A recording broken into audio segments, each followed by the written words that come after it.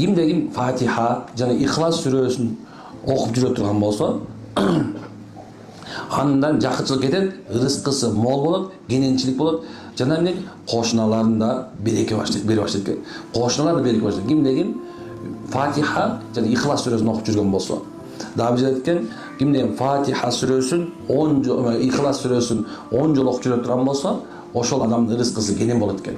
Баарыбыз билебиз да, кул хуаллаху ахад, Аллаху самад, лам ялид ва лам юлад ва лам якул лаху куфуан ахад дегенде, мисалса, үйүнө кирип келип ассаламу алейкум деп туруп Ихлас сүрөсүн окуса, машалла, ошол үйдө береке болот экен, дайыма рызкысы кенен болот экен, карыздан оңой кутулат экен, субханаллах. Дагы бир жерде келет экен, Вакия сүрөсү дейт. Кимде ким Вакия сүрөсүн окуп жүргөн болсо, кечин жатарда эч качан ал адам жакыр болбойт деп айтылган экен, машаллах.